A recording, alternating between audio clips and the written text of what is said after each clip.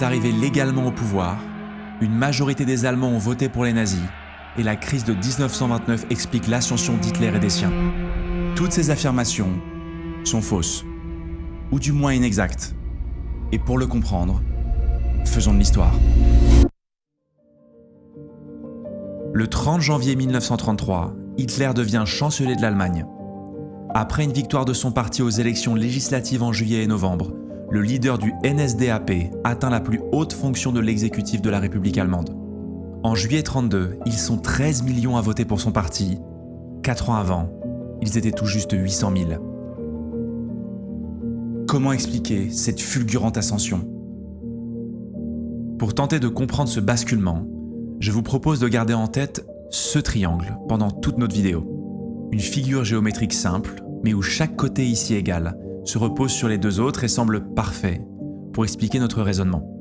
Pour tenter de comprendre les événements, je suis allé à la rencontre de Nicolas Patin, maître de conférences en histoire contemporaine à l'université Bordeaux-Montaigne et spécialiste de la République de Weimar. Nous essaierons de comprendre avec lui ce basculement. Si l'arrivée au pouvoir d'Hitler et des siens semble une folie 90 ans plus tard, l'actualité et les médias sont là pour nous rappeler en permanence les parallèles entre les années 30 et aujourd'hui. Il y a une feuille de cigarette entre le nazisme et Trump. Il y a un charisme de Hitler, il y a aussi un charisme de Trump. Un nouveau pacte, non pas germano-soviétique, mais américano-russe. Quand on fait le parallèle entre les années 30 et aujourd'hui. Vivons-nous de nouvelles années 30 ? Alors si les ressemblances sont effectivement nombreuses, les différences, elles, le sont aussi. Et nous essaierons de comprendre aujourd'hui ce que l'on nous explique souvent trop vite. La question que je me pose, et que j'entends en réalité très souvent, c'est pourquoi y ont-ils cru ?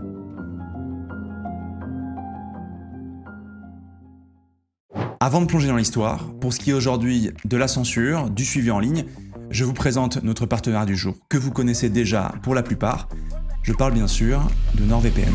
C'est le meilleur VPN du marché et en un seul clic, il vous protège de l'hameçonnage, des arnaques et des logiciels malveillants. Et moi, je l'utilise beaucoup pour une autre fonctionnalité qui vous permet de débloquer l'ensemble des catalogues de vos plateformes de streaming préférées, que ce soit Netflix, Disney+, ou Prime Video. Par exemple, il y a quelques semaines, j'ai eu envie de me refaire un film que j'aime beaucoup, qui est Le Dernier Duel de Ridley Scott. Et donc pour ça, rien de plus simple, je me suis localisé virtuellement aux États-Unis et j'ai pu en profiter sur le Disney+ américain. Également, si vous voulez vous refaire l'intégrale de Kaamelott, sachez qu'il est disponible gratuitement sur le YouTube suisse. Pour tous ceux qui sont fans de sport ou de catch comme moi, sachez que tous les événements de la WWE, que ce soit Raw, SmackDown ou les Premium Live Events, sont disponibles sur le Netflix canadien en français, en direct ou en replay. J'utilise donc beaucoup NordVPN pour ça, comme vous l'avez compris, mais j'utilise aussi pas mal pour leur système anti-menace qui évite les trackers qui vont suivre vos données de navigation, mais aussi collecter vos données et les revendre à des fins commerciales. Avec NordVPN, vous pouvez utiliser jusqu'à 10 appareils en même temps, téléphone, tablette, ordinateur, mais aussi téléviseur, Android TV et Apple TV. Je vous laisse en description ou en commentaire épinglé un lien qui vous permet de profiter de 4 mois supplémentaires pour tout abonnement de 2 ans. Donc c'est plutôt cool. Et pour ceux qui sont un petit peu indécis et qui ne savent pas vraiment pourquoi est-ce qu'ils utiliseraient NordVPN, sachez que vous pouvez le tester puisque c'est 30 jours satisfaits ou remboursés. Merci beaucoup à NordVPN, évidemment qui nous sponsorise mais qui nous permet de faire ce genre de vidéos. Donc merci beaucoup à eux de soutenir notre travail. Pour comprendre cette ascension et commencer à aborder notre triangle, il faut voir la surface sur laquelle il se trace. Et pour ça, un peu de contexte. L'année 1918 occupe une place déterminante dans l'histoire de l'Allemagne. L'espoir d'une victoire pour le Kaiser devient une illusion, plusieurs mutineries éclatent, notamment au sein de la marine allemande, et les idéaux révolutionnaires se propagent. Le Reich allemand se délite. Le 28 octobre, la Constitution de 1871 est amendée. Le 9 novembre, l'empereur Guillaume II abdique et la République est proclamée. Cette République a la lourde tâche de traiter des conditions de cette nouvelle paix avec les vainqueurs. Le début de la République, dite plus tard de Weimar, c'est la fin de l'Empire. L'Allemagne vient de perdre une guerre. Il y a une révolution qui touche tout le pays. Là-dessus arrive un nouveau régime, une république, et le tout dans un pays où, et ça on a du mal à se rendre compte, c'est pas seulement une question du traité de Versailles qui va avoir lieu quelques mois plus tard, en juin 1919, c'est qu'en fait les combats ne se sont pas arrêtés. À l'est de l'Allemagne, en Pologne, il y a encore des combats, etc. Donc on est dans une situation politique, militaire et générale extrêmement compliquée, qui bouge d'heure en heure pendant des mois, avec la révolution allemande d'un côté, une tentative de révolution dans la révolution au mois de janvier 1919 par les forces les plus radicales de l'extrême gauche, et de l'autre côté du spectre politique, des anciens soldats qui n'ont plus à se battre, des membres de la bourgeoisie nationaliste jeunes qui veulent aller faire le coup de poing, qui se forment tout ensemble dans une espèce de bouillon de culture d'extrême droite, autour notamment de ce qu'on appelle les corps francs, les Freikorps, qui sont des milices paramilitaires. C'est ici que nous rencontrons Edmund Heines. Originaire de Bavière, il a combattu pour son pays dans les tranchées et rentre du front pour continuer le combat, comme d'autres anciens combattants, mais aussi des volontaires trop jeunes pour avoir fait la guerre.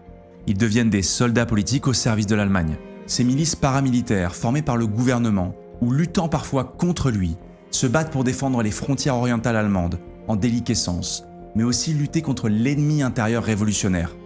Cette sphère sociale, qui regroupe entre 250 000 et 400 000 individus, forme le terreau fertile pour l'apparition d'une idéologie radicale d'extrême droite. Au sein de ces milices, Edmund met à profit son expérience militaire d'officier. En 1919, il est nommé chef d'unité dans le Freikorps Rosbach, avec lequel il combat en Silésie et dans les États baltes.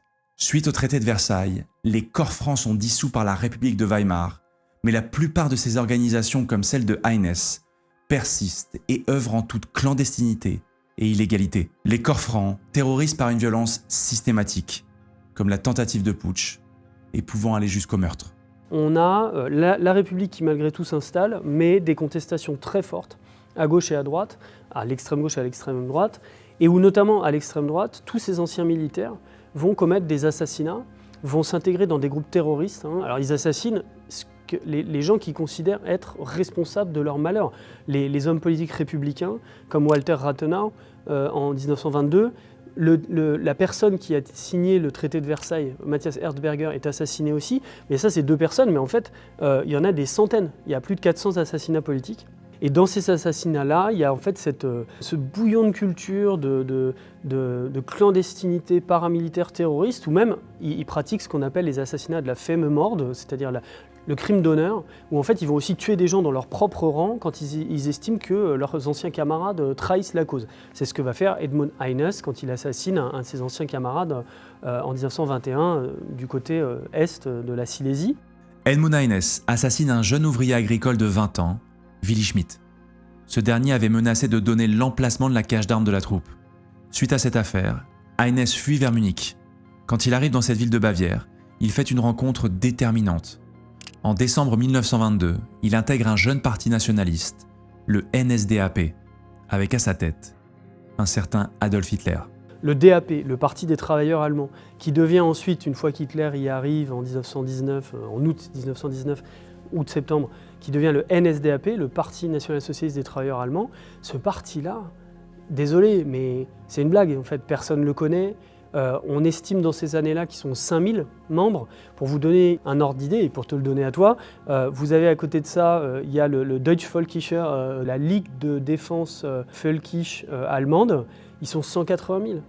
Donc en fait, on a énormément de milices. Ce milieu-là, on l'appelle le milieu völkisch. Völkisch, ça vient de folk. Alors ce milieu des milices, qu'on appelle völkisch, est très difficile à traduire en français, mais désigne des partis et des milices d'extrême droite, ethno-nationalistes, racistes et antisémites, dont est issu le NSDAP, puisque la majorité des nazis de cette période ont participé au corps franc, comme Edmund Heines. Et ils vont fonder ce parti-là, mais qui au départ est extrêmement minoritaire. Donc c'est ça qui est compliqué. Comme les nazis ont réussi par la suite, on a tendance à aller chercher dans ces années-là ce qui fait leur différence, pourquoi ils étaient meilleurs et tout. Et en fait, il n'y a pas de réponse, pas du tout, pas du tout. À l'époque, même le grand parti d'extrême droite, pour le coup, hors des milices paramilitaires, le DNVP, le Parti national allemand, le Parti populaire national allemand, ils ont 800 000 membres. À ramener ça au parti nazi qui a 5000 militants, on voit que c'est un tout petit morceau. Les 2 différences du NSDAP et du parti nazi par rapport à tout ça, c'est malgré tout la personnalité d'Hitler, qui est un meilleur orateur que ce qui existe dans les autres organisations dont je viens de parler, et c'est que l'antisémitisme, la lecture d'un antisémitisme racial, les autres sont aussi antisémites, mais dans le nazisme des premières années, l'antisémitisme explique tout. explique la défaite allemande, explique tout ce qui va mal, explique la lutte des Aryens et des Juifs sur 1000 ans, etc. Et c'est ça un peu la différence. Mais au départ, même jusqu'en 1900, et là la date est ouverte, mais le putsch de la brasserie en 1923 ou même après, le parti nazi en fait est très très faible. Edmund Heines rejoint le NSDAP dès décembre 1922. À cette époque, comme vous l'avez compris, le parti est très minoritaire et rien ne le promet à un avenir plus brillant que les autres. Bien qu'il se dit révolutionnaire, il ne tire pas son épingle du jeu dans l'extrême droite allemande de l'époque. En fait, c'est en national-putschiste que le NSDAP veut trouver sa singularité. Cette volonté de subversion, elle s'observe par la composition même du parti. Effectivement, même si l'on retrouve dans son nom une composante sociale, la réalité est que de nombreux membres sont en fait issus de la petite bourgeoisie bavaroise, de milieux aisés et bien sûr des corps francs. À son arrivée en 1922, Edmund Heines en est un excellent exemple. Ainsi, en 1923, Hitler lance le putsch Hitler-Ludendorff à Munich pour tenter de renverser le pouvoir en Bavière. Accompagné et supporté par Erich Ludendorff, l'un des plus grands généraux de la Grande Guerre. Au même moment, à Hambourg, une autre révolte, cette fois-ci communiste, éclate. À cet instant, l'Allemagne est à l'apogée de cette période de déstabilisation qui court depuis la fin de la Première Guerre mondiale, auquel s'ajoute un contexte économique très délicat. 1923 rajoute quelque chose, c'est que c'est la crise de l'hyperinflation. Alors pour être très rapide, les troupes françaises et belges occupent la région la plus industrielle de l'Allemagne, la Ruhr, parce qu'ils considèrent que l'Allemagne ne paye pas assez vite, en gros.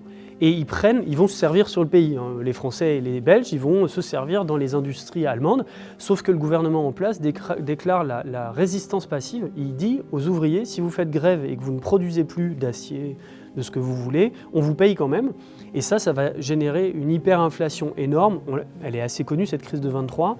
Cette crise-là, elle sédimente à la fin de l'année. C'est pour ça qu'Hitler pousse un peu son avantage. À l'époque, encore une fois, il pèse très peu dans la Bavière, dans l'extrême droite bavaroise. Il tente, avec l'aide de Ludendorff, qui lui pèse beaucoup plus, il tente ce coup d'État qui va complètement rater. Il part en prison. Heines l'accompagne. Edmund Heines écope de 15 mois de prison suite à sa participation au putsch. Une peine qui paraît aujourd'hui dérisoire, étant donné la gravité des faits. Il est incarcéré dans la prison du Landsberg, tout comme Adolf Hitler. Et ce dernier profite de son séjour en prison pour rédiger la première partie d'un ouvrage qui explique son projet politique. Mein Kampf. Libéré en décembre 1924, il achève la seconde partie de son livre en 1925.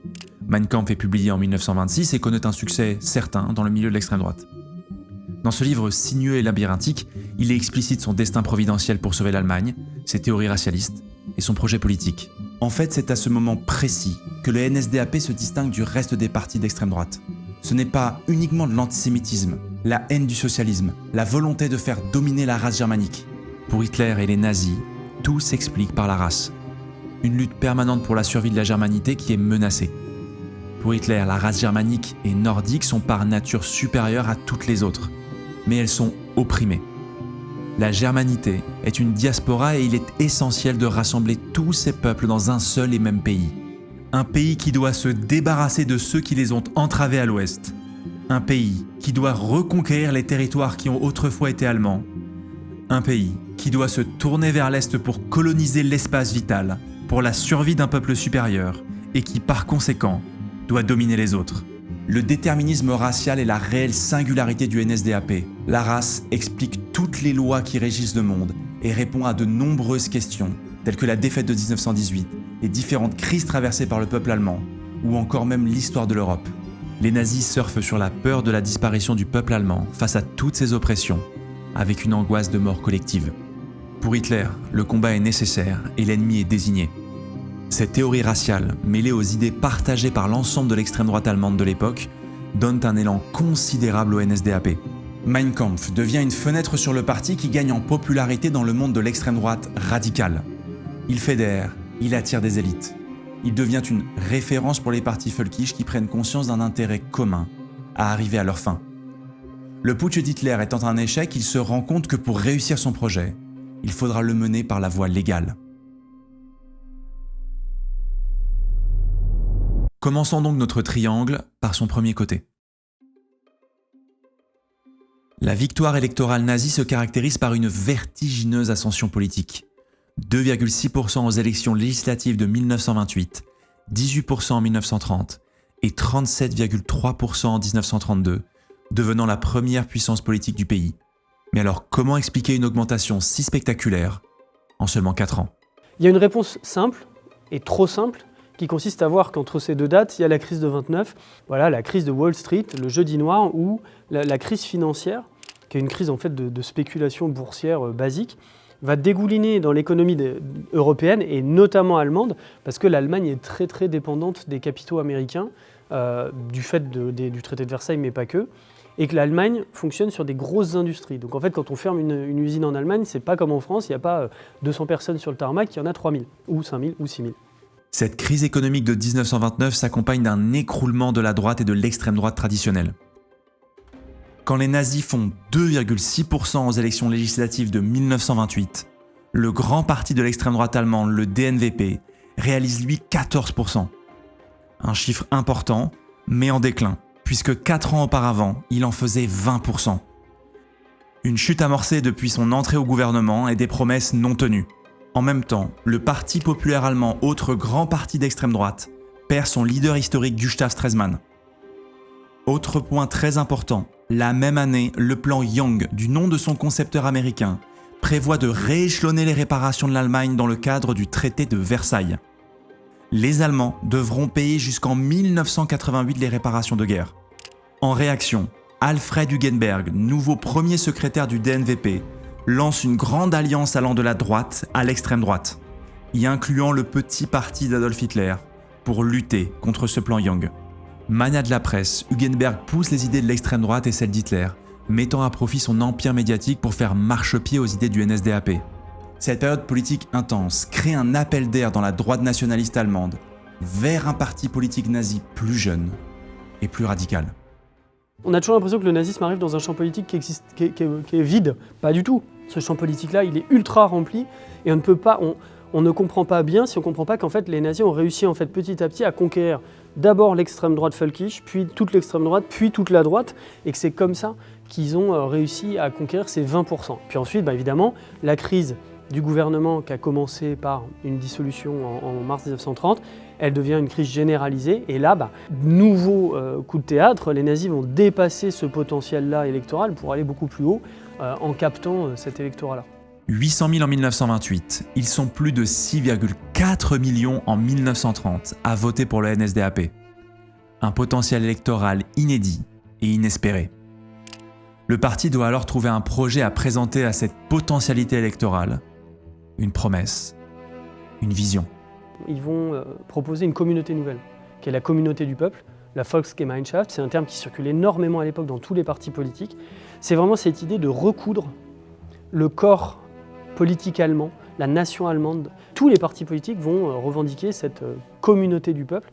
Sauf que pour les nazis, il y a cette espérance inclusive. On va tous être ensemble, on dirait identité nationale, on va dire pour dire vite aujourd'hui.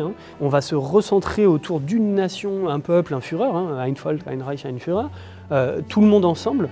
Mais dans le cas nazi, ce qui n'est pas vrai pour les autres partis, c'est aussi on va se réunir en bon à rien. Et en sortant de cette communauté nationale, les éléments halogènes, les ennemis raciaux qui sont les juifs, c'est pas dit forcément comme ça cache, mais évidemment, c'est compris dans la promesse nazie. Le parti va alors aménager son discours antisémite, le laissant aux plus radicaux d'entre eux, pour ensuite rendre cet antisémitisme plus acceptable. En diluant son discours antisémite, le NSDAP va étendre sa base électorale et militante. Il y a un frémissement d'intégration au parti nazi en début des années 30, début 1930. On voit que le parti nazi passe à 5000 adhésions par mois, dans les mois de mars, avril, etc. Donc c'est pas rien quand même. Mais après la victoire électorale, donc d'abord le bulletin de vote, là les adhésions passent à 25 000 par mois dans le parti. Et le parti nazi qui plafonnait à 55 000 adhérents dans les années 28-29, ce qui est rien à l'époque, je vais y revenir, augmente et atteint 900 000 membres. En 1932, 900 000 membres. Alors là, on se dit, wow, et tout, sauf qu'il faut ramener ça à l'époque. Et ça, bon, évidemment, il faut faire l'histoire globale de la République de Weimar. À l'époque, le Parti communiste, c'est 450 000 membres. Le SPD, c'est 1 million de membres. La milice paramilitaire du Parti conservateur, le DNVP qui s'appelle le Stahlhelm, le casque d'acier, c'est 800 000 membres. Donc attention, hein, il y a une énorme... La croissance est très visible, ça oui, ça c'est indéniable. En l'espace de 2 ans, voilà, le nazisme vide de leur substance toutes les autres instances de la droite et de l'extrême droite. Mais en réalité, voilà, c'est dans ces années-là qu'il devient un parti de masse. Ce que dit Nicolas est très important. Le parti nazi s'est d'abord appuyé sur une victoire électorale pour étendre sa base militante et non l'inverse. Ce sont bien les élections qui ont mis en lumière ce parti bavarois qui plafonnait jusque-là sous les 3% et non pas une large base militante qui, par la pression de la rue, aurait fait gagner le parti en popularité. Les ventes de Mein Kampf bondissent au même moment, passant de 10 000 à 200 000 exemplaires vendus. La machine nazie s'emballe après les élections de 1930. 107 députés du NSDAP font leur entrée au Parlement, dont Edmund Heines, condamné 2 ans plus tôt pour le meurtre de Willy Schmidt, le jeune ouvrier agricole. Il est interpellé dans l'arène parlementaire comme l'assassin par les partis de gauche. Mais c'est trop tard. Les lions sont dans la place. Cette entrée dans l'hémicycle ne correspond en rien à une normalisation du comportement de Heines. En effet, celui-ci continue d'utiliser la menace et la violence physique comme son arme de prédilection. Ainsi, lorsqu'un journaliste révèle l'homosexualité de Ernst Röhm, le chef des sections d'assaut, dans la presse en 1932, Heines et quelques comparses n'hésitent pas à l'agresser physiquement dans l'enceinte même du Parlement. Il est exclu du Reichstag pour 30 jours, condamné à 3 mois de prison pour coups et blessures, mais son immunité parlementaire lui permettra d'être protégé de poursuites supplémentaires. Le NSDAP devient alors un parti de masse qui s'appuie désormais sur le deuxième côté de notre triangle. La violence. Et pour ça, elle peut s'appuyer sur son service d'ordre, les sections d'assaut, dont Edmund est un membre de la première heure. Fondée en 1920, la section d'assaut devient d'abord une association d'anciens combattants, comme il en existe chez les pacifistes ou les communistes. Mais l'ASA est un sujet épineux pour 2 raisons. Dans le militantisme, dans le parti et dans l'ASA, c'est que c'est des hommes, 100% d'hommes, ce qui n'est pas vrai des autres partis. Il y a 20% de femmes chez les socialistes, 15% de femmes chez les communistes et tout. Les nazis, c'est un parti interdit aux femmes, il y a 96% d'hommes en 1928. C'est un parti d'hommes et c'est surtout un parti, et l'ASA c'est encore plus vrai, d'hommes jeunes. Médiane d'âge dans le parti, 25 ans. Donc en fait, il faut imaginer l'ASA dans ces années-là comme un mélange entre des anciens combattants très jeunes. Et c'est pour ça que l'ASA ne peut pas vraiment être une organisation d'anciens combattants pure et dure du parti nazi, parce qu'il y en a qui sont beaucoup trop jeunes en fait pour l'avoir faite, la guerre de 14-18. Ils sont nés entre 1900 et 1905, que des noms sympathiques. Heinrich Himmler, Reinhard Heydrich, Hans Frank, Adolf Eichmann en Autriche, tous ceux qu'on appelle la génération des jeunes de la guerre, c'est-à-dire trop jeunes pour avoir combattu, ils ont observé la guerre, ils l'ont rêvé mais ils ne l'ont pas faite, vont s'intégrer dans l'ASA. Et en fait, service d'ordre, association d'anciens combattants empêchés et donc armée révolutionnaire. En fait, que vont chercher ces jeunes hommes dans cette armée révolutionnaire et surtout quel est son rôle dans la machine nazie ? Ils sont là pour faire le coup de poing contre les ennemis politiques, ils sont là pour défiler au pas de loi avec leurs chemises brunes, encore une fois imiter des chemises noires mussoliniennes. Ils ont leur folklore. Au départ, ils ne sont pas extrêmement nombreux, mais par contre, c'est un militantisme qui va souder ces jeunes hommes dans la pratique de la violence et avec en fait cette usurpation, cette confiscation, je t'emprunte le mot que j'ai trouvé super, ils confisquent l'idéal de 14-18 en disant « nous ne sommes plus des soldats des tranchées, nous sommes des soldats politiques, nous ne luttons plus contre la France, la Russie ou l'Angleterre, nous luttons contre les communistes et contre ceux qui veulent détruire l'Allemagne, notamment les Juifs. » Et donc cette solidarité masculine et virile va s'éprouver dans le combat contre les ennemis politiques. C'est à ce moment-là qu'on invente l'idée de soldat politique, qui est, voilà, c'est bizarre quand même, hein, relier le militaire et le politique, le civil et le politique, le civil et le militaire, c'est compliqué. Et ces jeunes hommes-là, et c'est tout le talent, mais quand je dis talent, c'est la démagogie est portée au nu, hein. Le talent démagogique des nazis, c'est de dire à ces jeunes hommes qui militent dans la SA, quand vous tuez un communiste, vous êtes sur le front. La confiscation par les nazis de la mémoire de 14-18 s'exprime dans la rue, avec les sections d'assaut, mais aussi dans les plus hautes sphères du pouvoir.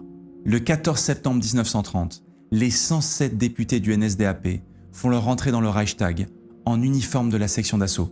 On n'a pas le droit de porter un uniforme militaire. Et donc c'est un énorme choc visuel et en même temps ça dit ce que ça veut dire, nous sommes l'esprit des tranchées. Un accaparement de la mémoire des anciens combattants, alors que la plupart des députés comme Heinrich Himmler, Hans Sincke, Joseph Terboven n'ont jamais été sur le front.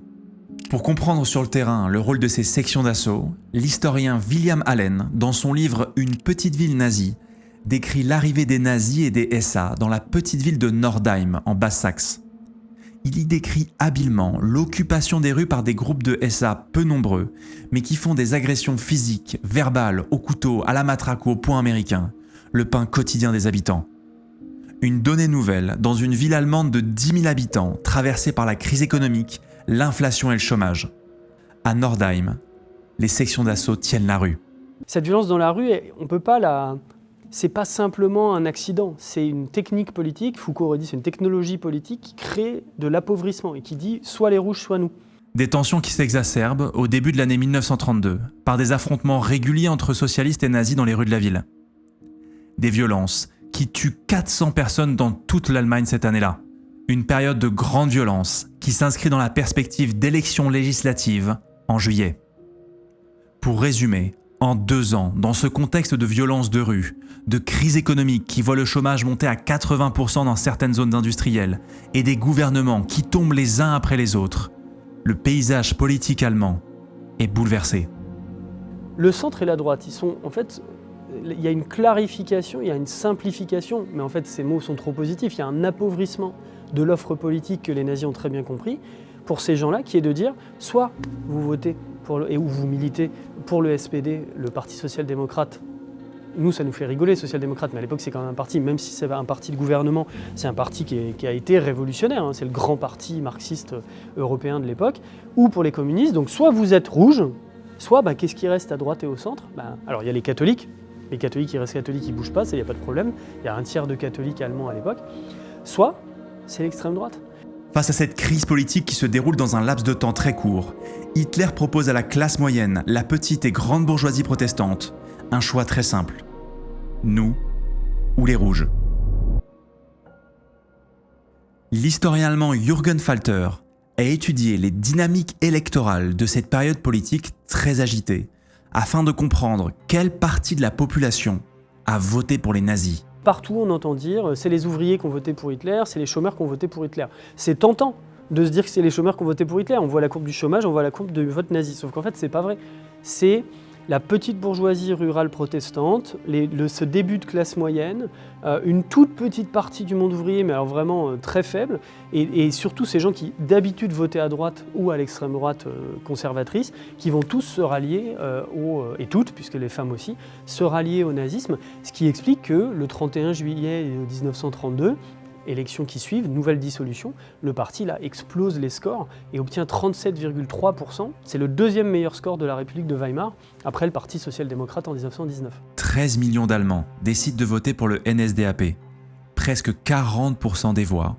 Une victoire inédite, portée notamment par les voix d'une classe moyenne émergente à cette époque. Ce que l'historien Theodor Geiger a appelé la panique de la classe moyenne décrit l'inquiétude de cette dernière, qui ne veut pas perdre un statut qu'elle a tout juste gagné, et qu'elle voit être menacée par une courbe d'un chômage galopant.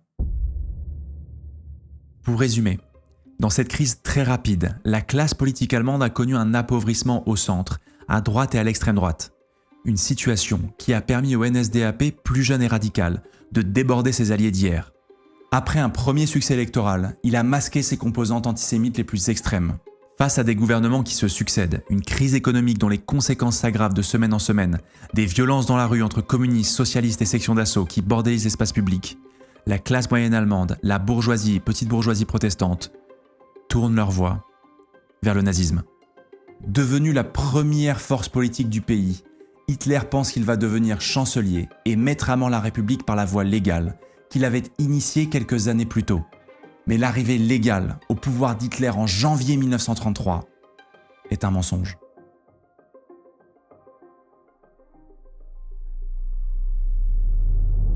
Les nazis ont gagné les élections. Adolf Hitler et ses fidèles ont réussi là où quelques années auparavant un succès paraissait impossible. Pour obtenir cette victoire dans les urnes, les nazis ont su jouer sur différents leviers. Cette violence politique a permis cette victoire électorale. Mais dans la République de Weimar, est-ce suffisant pour obtenir la chancellerie ? Du point de vue de la constitution weimarienne, c'est un régime mi-présidentiel, mi-parlementaire. La coutume veut que le président nomme chancelier, c'est-à-dire celui qui gère la boutique, le pays, la personne qui est capable de dégager... Alors c'est même pas qui est issu, là on pourrait aller trop vite en disant qu'il est issu du parti le plus puissant. Soit, mais c'est surtout quelqu'un qui est capable d'avoir une majorité de gouvernement. C'est-à-dire, pour être technique, un groupe parlementaire ou une alliance parlementaire au Reichstag suffisante pour voter les lois que le gouvernement veut mettre en place. Le 13 août 1932, quelques jours après les élections victorieuses, Hitler est accueilli par le président de la République, Paul von Hindenburg, ancien grand général de la Première Guerre mondiale. Animé d'un profond mépris pour cet Autrichien, simple caporal pendant la Grande Guerre, va s'amorcer alors un échange entre les deux hommes. De cet entretien, dont nous avons encore aujourd'hui le compte rendu minute par minute, Hitler fait part de ses prétentions. La chancellerie et rien d'autre. Hindenburg refuse. Avec mépris, il balaye de la main cette victoire électorale. Le vieux maréchal est conservateur et est issu de l'aristocratie prussienne. Il a du mal à comprendre cette nouvelle force politique dirigée par de parfaits inconnus, et ce même s'il partage de nombreuses idées avec eux. Hindenburg fait-il acte de résistance pour protéger l'Allemagne d'une politique dangereuse ? Non. L'enjeu est ailleurs. Et Hindenburg fait un truc qui est quand même étrange. Il lui dit non, au 37,3%, je m'en fiche, vous aurez rien. Aussi parce qu'il sait que Hitler aura du mal à créer une coalition fonctionnelle, etc. Et là, Hitler le regarde et lui dit, il dit rien d'ailleurs, c'est Hindenburg qui parle et qui lui dit « Vos troupes, les sections d'assaut, se sont rendues coupables d'exactions et de crimes. Si vous continuez dans cette voie-là, je n'hésiterai pas à utiliser les moyens les plus durs contre vous et contre vos troupes. Mais nous sommes tous les deux de bons amis nationaux et d'anciens combattants, donc je n'aurai pas à le faire. » Et alors ce qui est intéressant, c'est qu'en fait ces quelques lignes-là, qui sont dans le protocole Meissner, c'est un aveu de faiblesse énorme.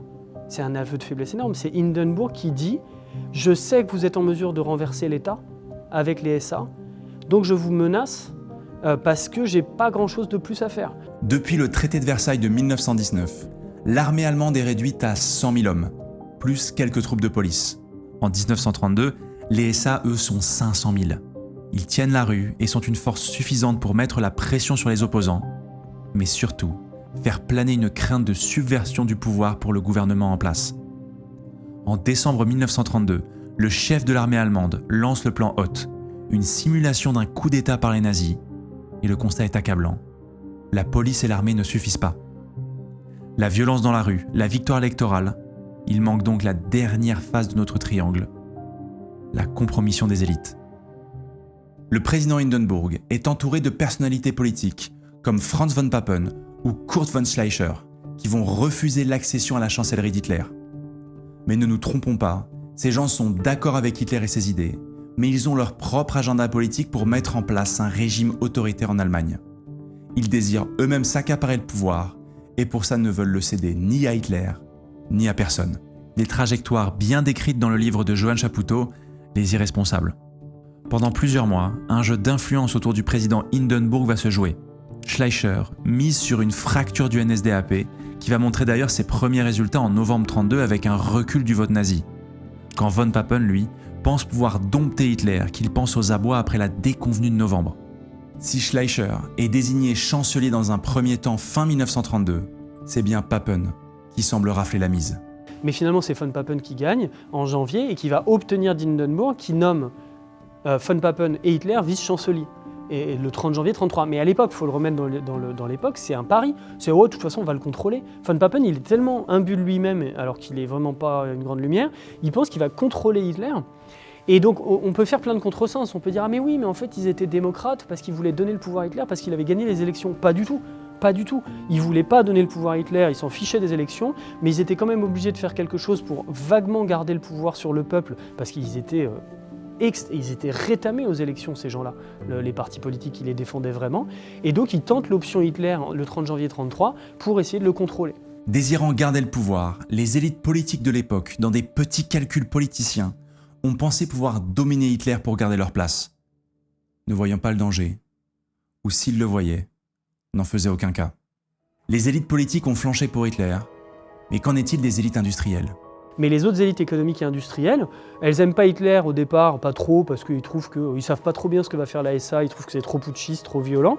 Très rapidement, quand ils voient le programme politique, ils y vont les deux mains, ils applaudissent. Il y a une lettre écrite à Hindenburg pour appeler Hitler chancelier en début décembre 1932, qu'on appelle le Industrielle Angabe, la pétition des industriels, dans lequel vous retrouvez ThyssenKrupp, etc., qui vont demander à Hindenburg d'appeler Hitler au pouvoir. Donc les élites les plus dominantes, on se trompe en croyant qu'elles ont opposé une résistance à Hitler. Elles ne voulaient pas donner le pouvoir à qui que ce soit, pas à lui et pas à les autres. Quand elles ont vu qu'en pensant le domestiquer, il allait mettre en place des choses qui leur plaisaient beaucoup, ils lui ont donné le pouvoir. Le 30 janvier 1933, Hitler est nommé chancelier, et ce, en bénéficiant du soutien de la bourgeoisie dans les urnes et des élites du pays pour lui donner les commandes de l'État. Hitler a réussi. Tenir la rue et la menace d'une subversion, la victoire dans les urnes et la compromission des élites sont les 3 composantes essentielles de l'accession au pouvoir d'Hitler. Une fois au pouvoir, Hitler va rapidement tuer cette démocratie dont il a utilisé les outils pour en prendre les rênes. Goebbels, futur ministre de la propagande du Troisième Reich, écrivait déjà ces lignes en 1928. « Nous entrons au Reichstag afin de nous pourvoir en armes prises dans l'arsenal même de la démocratie. Nous nous ferons députés du Reichstag afin que l'idéologie de Weimar contribue elle-même à sa propre destruction. Si la démocratie est assez stupide pour nous récompenser de ce mauvais coup par la gratuité des transports et d'une indemnité parlementaire, cela la regarde. Nous venons en ennemis. Comme le loup s'attaque à un troupeau de moutons, voilà comme nous venons. » L'arrivée du NSDAP se traduit en fait dès les premiers mois par une radicalisation du pouvoir. Avec l'arrivée au pouvoir le 30 janvier 1933, et évidemment le point très important qui est l'incendie du Reichstag, le 27 février 1933, qui va donner lieu à la loi sur la protection du sang et de l'État allemand, une fois que ça s'est mis en place, en à peine 6 mois, les opposants politiques, les partis politiques, les syndicats, c'est terminé. Il n'y a plus de partis politiques. Même les partis conservateurs, etc., ils déclarent qu'ils sont terminés au début juillet. Donc vraiment, en juillet, il n'y a plus d'opposition politique. Il y a 27 000 opposants politiques en camp de concentration. La gauche est décapitée, assassinée, incarcérée, etc. Donc en 6 mois, l'opposition s'est terminée. On voit cette adhésion des élites. La manière de la voir de la manière la plus éclatante, c'est après, 33-34, applaudissement des 2 mains, suppression des syndicats, le 2 mai 1933, destruction des partis de gauche, le patronat allemand, il est ravi. Hitler détruit la démocratie en quelques semaines et proclame le nouveau Reich allemand. L'Allemagne tout entière plonge dans le nazisme. Un régime nazi qui va détruire les institutions et même les individus qui lui ont servi à accéder au pouvoir. Edmund Heines est toujours membre des sections d'assaut, mais fait partie des déçus de la révolution nazie. Les premières décisions d'Hitler mécontentent une partie de la SA qui espérait être intégrée directement à l'armée. La révolte gronde, et Hitler utilise cette opportunité le 29 juin 1934, lors de la nuit des longs couteaux, pour réprimer tous les opposants politiques, qu'ils soient dans la SA ou en dehors.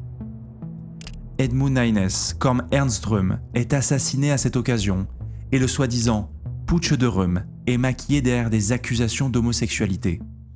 En fait, Hitler, dans cette nuit du 29-30 juin 1934, règle ses comptes avec toute l'opposition politique. Et ce qu'on ne comprend pas bien, parce que c'est des éléments précis, c'est qu'il fait aussi, c'est un gentleman agreement avec la Wehrmacht. Le dernier gros pouvoir dans l'Allemagne de l'époque, Hindenburg et Mourant, etc., c'est la Wehrmacht. Alors à l'époque, il s'appelle encore Reichswehr. Elle s'appellera Wehrmacht en 1935. L'armée, elle a rien contre les idéaux d'Hitler, mais par contre, c'est elle qui tient le pouvoir. Et donc, notamment, elle en a assez de la SA. Et en fait, Hitler, c'est le dernier arbitrage de la prise de pouvoir, arbitre en ce milieu 34, en réprimant aussi von Papen, etc.